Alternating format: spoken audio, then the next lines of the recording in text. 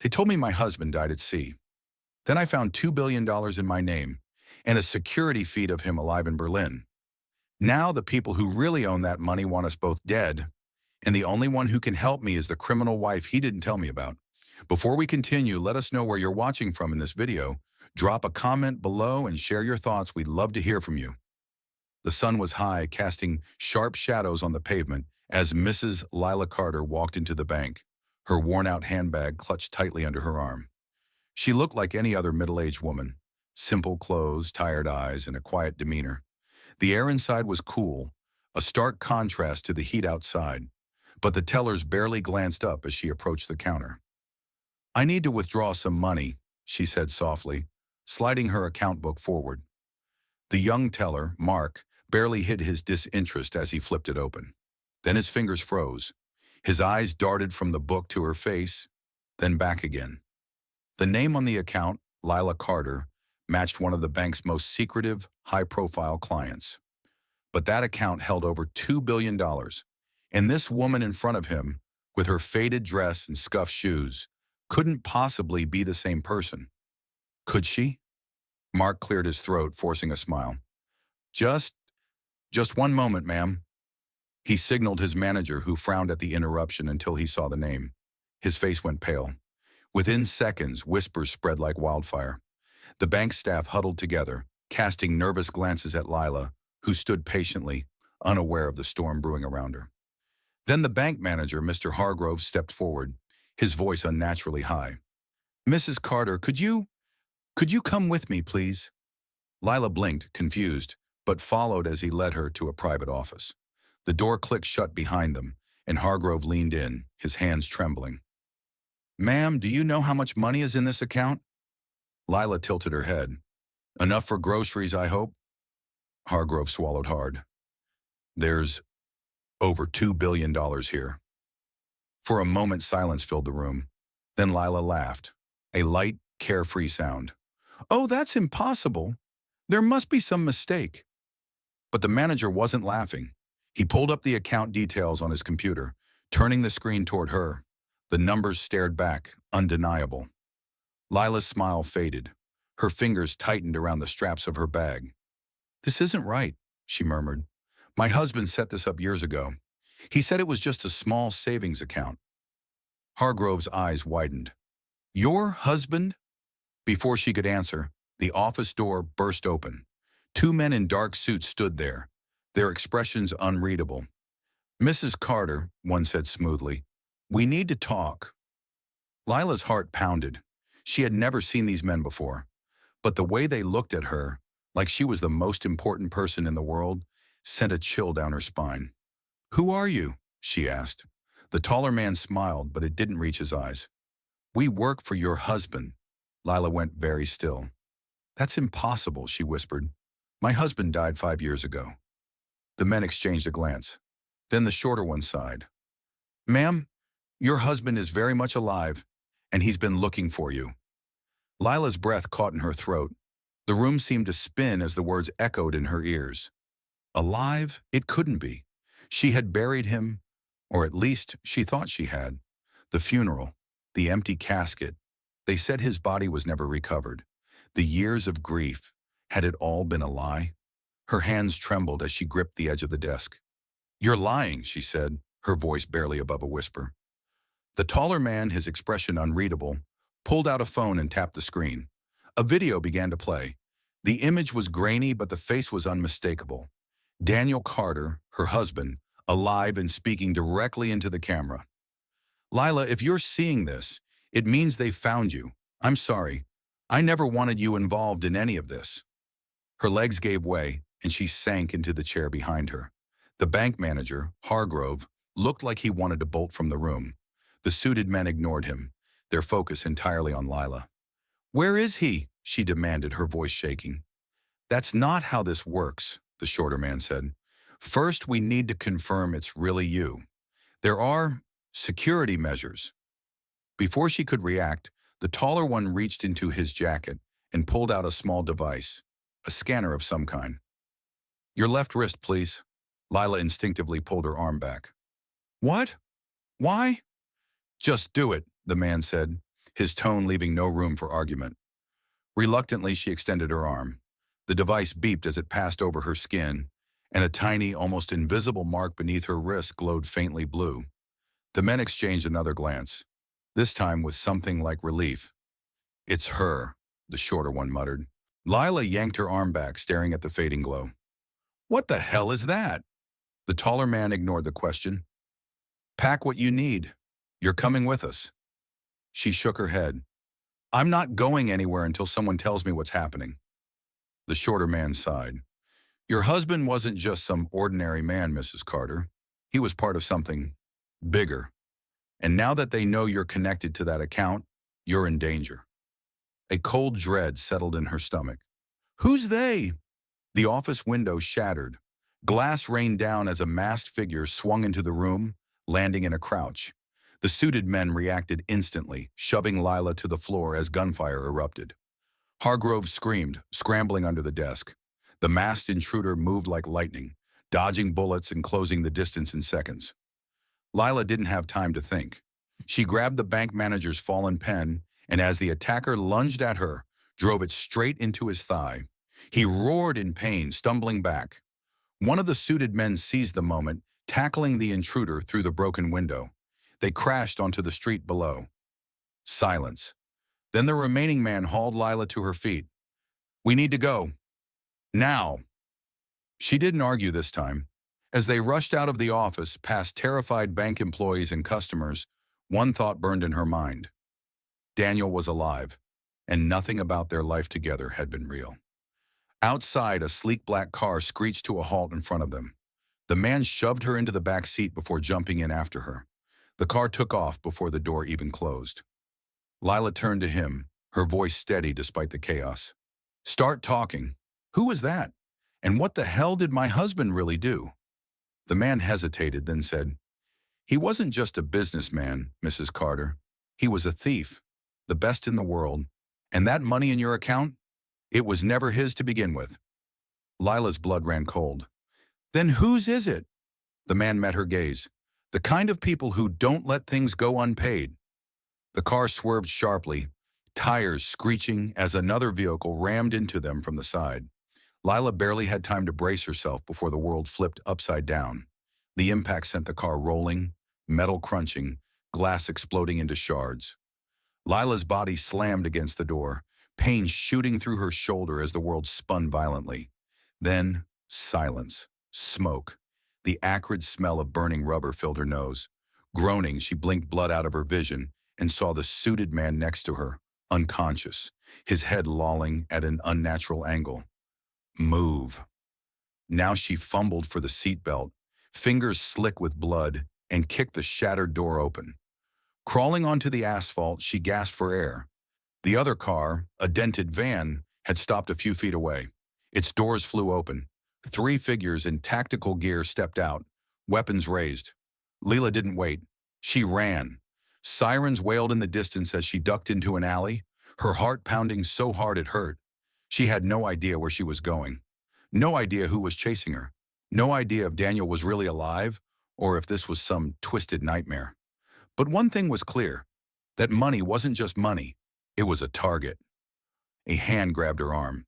She nearly screamed before realizing it was an old woman, hunched and frail, yanking her into a dimly lit laundromat. "Quiet," the woman hissed, locking the door behind them. "They'll pass soon." Lila stared. "Who are you?" The woman ignored her, shuffling to a dryer in the back. She popped it open, not to pull out clothes, but to reveal a hidden compartment. Inside, a gun, a burner phone, and a faded photo. She shoved them into Lila's hands. "Your husband left this for you. Knew this day would come." Lila looked down at the photo.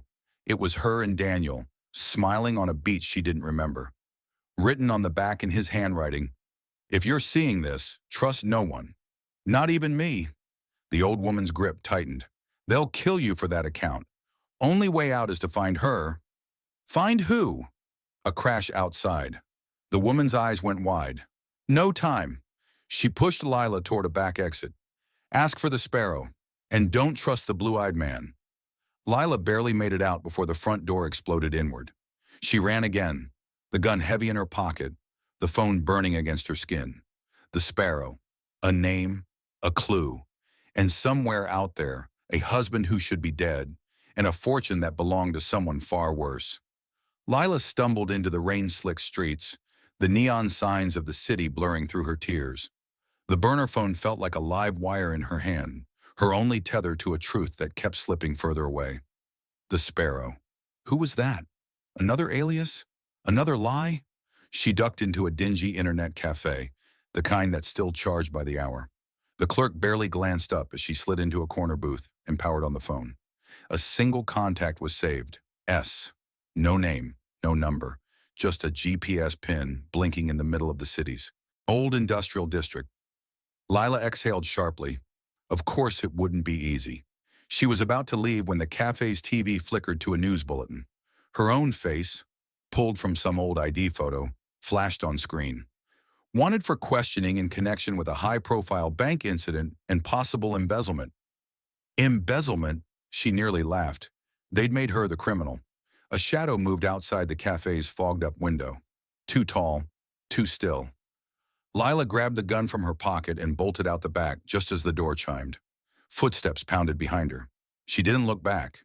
The GPS led her to a rusted-out warehouse by the docks. The place looked abandoned, but the lock on the side door was shiny new.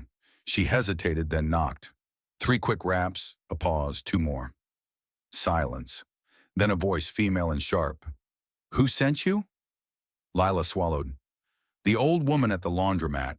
She said to ask for the Sparrow." A beat. Then the door creaked open just enough for a pair of piercing green eyes to assess her. "Prove it." Lila held up the photo. The woman, early 30s, scar running down her neck, snatched it and examined the handwriting. Her expression didn't change, but she stepped aside. Inside, now. The warehouse was a maze of tech gear and weapon racks. The Sparrow locked the door behind them, then whirled on Lila. "You've got 5 seconds to explain why I shouldn't hand you over to the people hunting you." Lila didn't flinch. "Because my husband faked his death. Because there's $2 billion in an account with my name on it. And because someone, maybe you, knows why." The Sparrow's lips twitched, not a smile. More like a predator sizing up prey. "Daniel always said you were smarter than you looked." She tossed the photo onto a cluttered desk. "But he didn't tell you what he was stealing, did he?" Lila's pulse spiked. "It was just money." A harsh laugh. "Oh, sweetheart, that account isn't cash. It's an encrypted key. And what does it unlock?" The Sparrow leaned in. "Let's just say some very powerful people really want it back." A phone buzzed. The Sparrow glanced at it, then went unnaturally still. When she looked up, her voice was ice. "Tell me the truth. Have you ever seen Daniel's body?" Lila shook her head. "They said it was lost at sea." "Because it wasn't him in that wreck." The Sparrow shoved the phone toward her. On screen, a security still of a man in a Berlin airport, hooded, but unmistakably Daniel. Dated yesterday. Lila's knees buckled. The Sparrow caught her arm, grip like steel. "Listen closely. Your husband's alive. And if we don't find him first, the people chasing you will make sure you both disappear."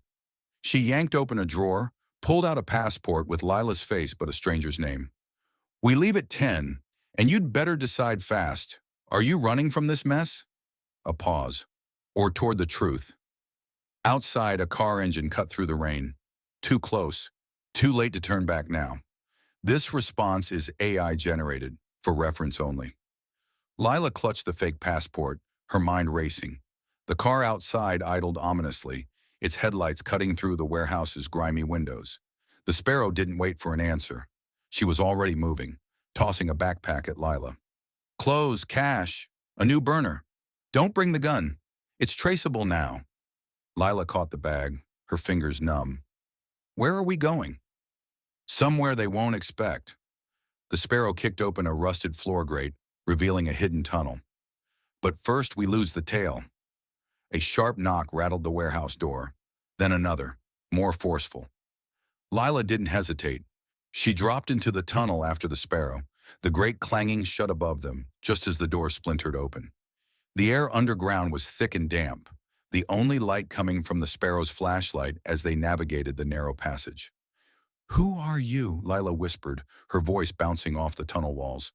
"An old friend of Daniel's, the kind he didn't tell you about." The Sparrow's tone was clipped. "We worked together before he met you, before he left." Lila's chest tightened. "Left?" The Sparrow glanced back, her green eyes glinting in the dim light. "You really thought he just stumbled into billions?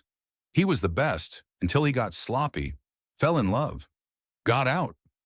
A bitter laugh. "Except people like us don't get out, Lila. We just pretend until the past finds us." The tunnel opened into a storm drain. Rainwater rushed around their ankles as they emerged near the docks. A small speedboat bobbed in the choppy water, its engine already running. The Sparrow jumped in, holding out a hand. "Last chance to turn back." Lila stared at the boat, then at the city behind her. The life she'd thought was real, the husband who'd lied about everything. She took the Sparrow's hand. The boat roared to life, slicing through the waves. Lila clung to the seat as the shoreline shrank behind them. "Where now?" she shouted over the engine. The Sparrow didn't answer at first. Then, just as the first hint of dawn touched the horizon, she said, "We find Daniel, and we ask him why he dragged you into this mess." Lila's grip tightened on the backpack. She'd spent 5 years grieving a ghost. Now she was chasing one. And the truth? It was somewhere out there, waiting in the shadows. But so were the people who'd killed to keep it hidden. The boat carved through the fog as dawn bled into the sky. The city now just a smudge on the horizon. Lila's hands wouldn't stop shaking. From the cold, from the adrenaline, from the earthquake of truce cracking her world apart. The Sparrow cut the engine as they approached a derelict fishing trawler anchored just outside the shipping lanes. Its deck was empty, paint peeling, but lights glowed behind porthole windows. "Safe house?" Lila asked. "Of sorts." The Sparrow tied off the boat with practiced knots. "Don't speak unless spoken to, and whatever you do, don't mention the account." A figure emerged on deck, a hulking man with a face like weathered stone. He studied them through binoculars before lowering a rope ladder. The trawler's interior was nothing like its rusted shell. Banks of monitors covered one wall, tracking news feeds and global markets. Maps with red strings covered another. And in the center, Lila! The voice hit her like a physical blow. Daniel stood by the navigation desk, older than she remembered, with new scars and tired eyes. But alive. Undeniably alive. Her legs moved before her brain could stop them. She slapped him, hard enough to snap his head sideways. Then she gripped his shirt, unsure whether to shove him away or pull him closer. 5 years, she choked out. 5 years I thought you were dead." He didn't flinch. "I had to make you believe it, or they would have come for you sooner." "Who?" the Sparrow answered instead, tossing a tablet onto the table. On screen, a black and white photo of 7 men in military dress uniforms. "The Vulture Syndicate. Black ops turned corporate raiders. Your husband stole from them." She tapped the screen, zooming in on a face Lila recognized, the blue-eyed man from the bank. "And they don't forgive debts." Daniel finally met Lila's gaze. "The money in that account? It's not just cash. It's proof of their weapons deals, their assassinations, every dirty secret that could burn their empire to the ground." His hand found hers. "I hid it in your name because you were the only person they'd never suspect." Lila yanked her hand back. "You used me. I protected you." Daniel's composure cracked. "But the encryption expires in 72 hours. After that, the files go public automatically, and they'll slaughter anyone connected to them." A monitor beeped urgently. The hulking man grunted. "We've got company." On the radar, 3 fast-approaching blips. The Sparrow cursed. "They tracked us." Daniel grabbed a pistol from the desk. "Time's up. We move now or we die here." Lila looked at the gun, then at her husband, this stranger with familiar eyes. The man who'd loved her, lied to her, dragged her into a war she never chose. The engine roar of approaching boats vibrated through the hull. She took the gun. "Tell me what to do." The Sparrow smirked. "Now we fight." And as the first bullets tore through the trawler's hull, Lila realized she wasn't just running for her life anymore. She was hunting. The bullets ripped through the trawler's hull like paper. Lila hit the deck, her ears ringing as splinters of wood rained down around her. Daniel dragged her behind a steel crate, his grip iron tight. "Stay low," he barked over the gunfire. "They're not here to negotiate." The Sparrow was already moving, tossing flash grenades through a porthole.